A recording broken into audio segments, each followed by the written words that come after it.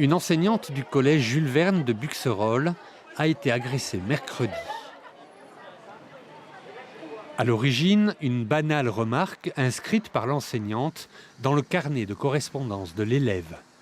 La prof d'histoire et géo évoque un problème de comportement et rappelle que l'élève n'avait pas toutes ses affaires avec lui. Les parents font irruption dans l'établissement vers 8h30 et se dirigent directement vers la salle de classe.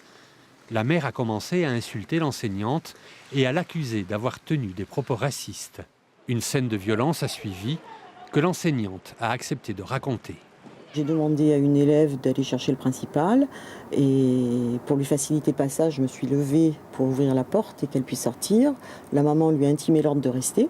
Elle m'a attrapé les cheveux, elle m'a attrapé les lunettes et puis instinctivement j'ai repoussé. Et puis là, elle m'a balancé une grande baffe, quoi. Et puis j'ai essayé de mettre de la distance entre elle et moi, évidemment. Et puis elle m'a balancé un coup de pied qui m'a vraiment plié en deux, quoi. Dans le ventre, oui. J'en ai eu mal toute la nuit.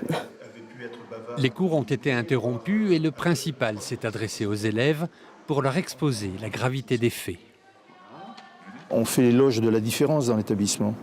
Donc j'ai commencé à leur parler en leur expliquant justement que tout ce que je leur avais dit et répété depuis des années et voire à la rentrée, tout ça a été battu en brèche par ce genre de comportement, pas par le comportement d'un élève particulièrement, mais d'adultes.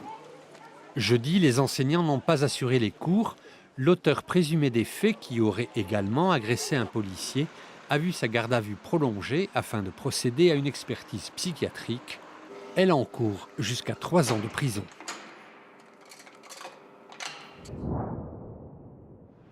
Nous vous en parlions la semaine dernière, un conflit oppose depuis quelques mois les dirigeants de l'ADAPI 79 aux directeurs des établissements gérés par l'association.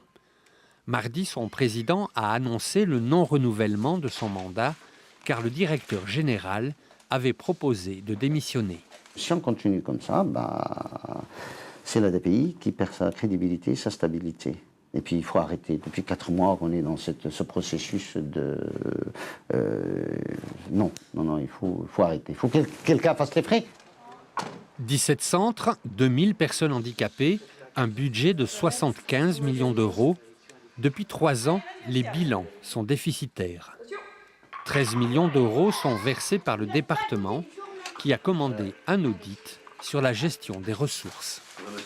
Quand on voit une association qui a des difficultés internes, visiblement de l'ordre de la gouvernance, on s'inquiète forcément un peu parce que dans le paysage des Deux-Sèvres, l'ADAPI a une place importante. Le conseil d'administration tiendra son assemblée générale le 5 octobre. Une nouvelle présidence devrait alors être élue.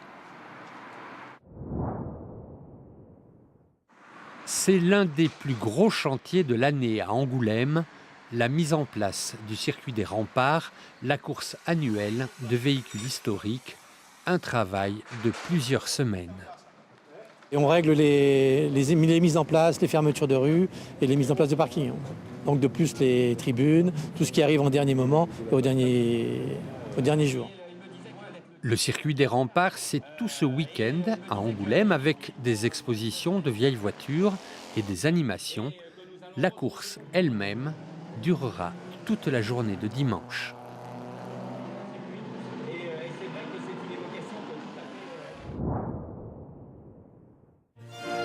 Le château des Ormes dans la Vienne a accueilli les plus grands penseurs de son temps, comme Voltaire, mais aussi des merveilles technologiques. Ainsi, en 1893, le château sera fourni en électricité grâce à un moteur qui fonctionnait au gaz, puis à l'essence. Son utilisation fut abandonnée en 1920. Il y a 5 ans, le tout nouvel intendant du château décide de lui redonner vie, le nettoie et le soigne. Rien n'était cassé, absolument rien. Donc nettoyage pendant au moins 1 an de nettoyage. Et à un moment donné, un petit souffle, le moteur se débloque tout seul. À partir du moment où le piston est libre, tout se met en route. Toute la mécanique se déclenche. Clic, clac, clic, clac. Ce bruit va changer la vie du château en apportant l'électricité. Nous sommes en 1893, l'ampoule n'a que 14 ans.